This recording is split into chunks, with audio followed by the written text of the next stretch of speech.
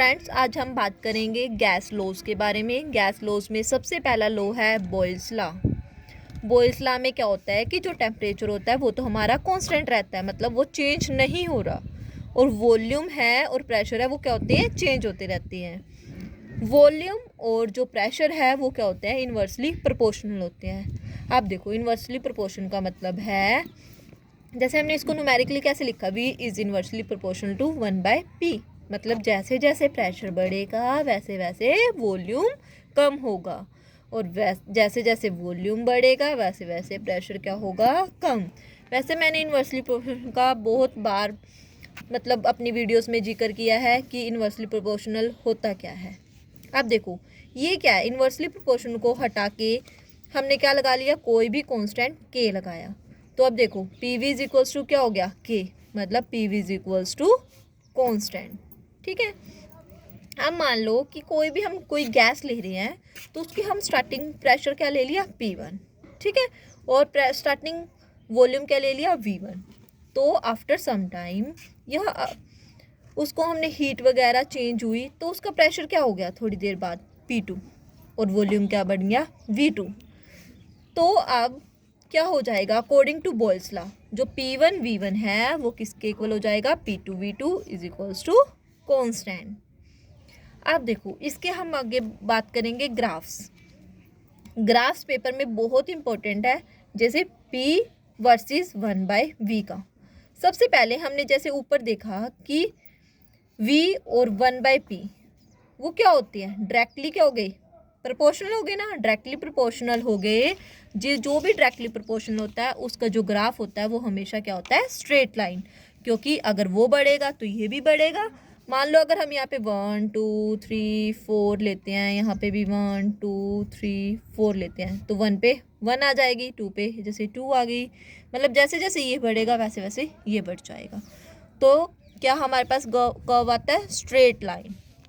Next हमारे पास है P और V में। देखो P और V में कैसा होता है, P 1/V होता है, मतलब सिर्फ V में ले रहे हैं, पहले हम 1/V में ले रहे थे, अब क्या ले रहे हैं, सिर्फ V में। तो P और V क्या है, इन्वर्सली प्रोपोर्शनल। इन्वर्सली प्रोपोर्शनल है तो अगर ये बढ़ेगा तो ये क्या हो जाएगा, कम। तो इन्वर्सली प्रोपोर्शनल का ग्राफ आपको कैसा देखने को मिलेगा, ऐसे। ठीक है। अब देखो इन्हीं ग्राफ्स को हम क्या कहते हैं, आइसोथर्मल। आइसो मीन्स सेम और थर्मल मीन्स टेम्परेचर, क्योंकि इसमें क्या है, सेम टेम्परेचर है, टेम्परेचर नहीं चेंज हो रहा, सिर्फ किस चीज़ का चेंज हो रहा है, वॉल्यूम और प्रेशर का। इसीलिए हम इन कर्व्स को आइसोथर्मल कर्व भी बोलते हैं। नेक्स्ट हम देखते हैं कि जब हमने टेम्परेचर अलग अलग ले लिया तो वॉल्यूम और प्रेशर में कैसा होगा। जैसे यहाँ पे T1 है, जैसे मान लो ये 200 ले लिया, फिर 300 केल्विन ले लिया, फिर 500, तो टेम्परेचर अलग अलग है, तो जो ग्राफ होगा वो भी ऐसे आ जाएगा, क्योंकि ये भी P और V क्या थे, इन्वर्सली प्रोपोर्शनल थे। आप देखो सिमिलरली टेम्परेचर अलग अलग है तो 1/V और P में क्या हो जाएगा, डायरेक्टली प्रोपोर्शनल। बिल्कुल सेम ग्राफ है जैसे पहले थे, बस इसमें डिफरेंस क्या है, इसमें अलग अलग हमने टेम्परेचर ले लिया। अब नेक्स्ट है इसकी बॉयल्स लॉ की सिग्निफिकेंस। ये बहुत ज़्यादा इंपॉर्टेंट है और ये बहुत बार पेपर में आती भी है कि सिग्निफिकेंस बताओ कि कांस्टेंट टेम्परेचर है, कांस्टेंट टेम्परेचर तो है, बॉयल्स लॉ है। तो अगर हम कोई भी फिक्स्ड मास की गैस ले लें, मान लो 5, कुछ भी अपने एज्यूम कर लिया, तो जो डेंसिटी होती है वो प्रेशर के डायरेक्टली प्रोपोर्शनल होती है। अब मैं इसको समझाती हूँ। मान लो कि हमने एक गैस ली, या वो जो आजकल वो जैसे वो होते हैं कि गुदगुदे से होते हैं, उसको हम प्रेस करते हैं तो उसमें क्या होगा, जैसे ही हम कंप्रेस करेंगे जो उसका साइज़ हो जाता है वो क्या हो जाता है, रिड्यूस हो जाता है। जिससे हम बर्तन भी घर के साफ़ करते हैं, वो ले लो, जिससे हम बर्तन की साफ़ करते हैं स्कॉच बार, उसमें क्या होता है कि जैसे ही हम उसको कंप्रेस करा तो उसका साइज़ क्या हो जाता है, रिड्यूस हो जाता है। तो वो रिड्यूस हो गया, मतलब क्या हुआ, उसका वॉल्यूम क्या हो गया, रिड्यूस हो गया। प्रेशर बढ़ने पे वॉल्यूम क्या हो गया, कम हो गया। वॉल्यूम कम हुआ तो डेंसिटी का फॉर्मूला क्या होता है, मास अपॉन में वॉल्यूम। तो वॉल्यूम कम तो डेंसिटी क्या हो गई, बढ़ गई। तो ऐसे हम क्या, प्रेशर अप्लाई करने पे डेंसिटी भी क्या हो रही है, बढ़ रही है। तो देखो इसको न्यूमेरिकली कैसे इसको हम सॉल्व करते हैं। डेंसिटी क्या होता है, मास अपॉन में वॉल्यूम। अब बॉयल्स लॉ क्या कहता है, PV is equals to constant. तो यहाँ से v की वैल्यू निकाल लो, v is equals to k upon में p। तो जो ये इक्वेशन निकली है उसको हम किस में पुट करेंगे, फर्स्ट वाली में। तो क्या हो जाएगा, m का m, v की जगह क्या लिख लेंगे, k अपॉन में p। तो ये जो p है वो ऊपर चला जाएगा, क्योंकि कैसे करते हैं, m अपॉन में 1 p इंटू में k। तो क्या हो जाएगा mp और ये क्या हो जाएगा k। तो यहाँ से क्या पता चल रहा है, जो डेंसिटी है और प्रेशर है वो क्या है, डायरेक्टली प्रोपोर्शनल। मतलब जैसे जैसे प्रेशर बढ़ेगा वैसे वैसे डेंसिटी बढ़ेगी, और जैसे जैसे डेंसिटी कम होगी वैसे वैसे प्रेशर भी कम होगा। आई होप ये गाइस आपको सारा समझ आया होगा कि बॉयल्स लॉ होता क्या है।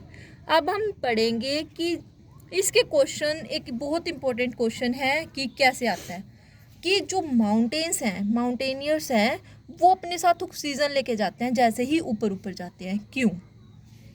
अभी हमने पढ़ा प्रेशर किसके डायरेक्टली प्रोपोर्शनल डेंसिटी के।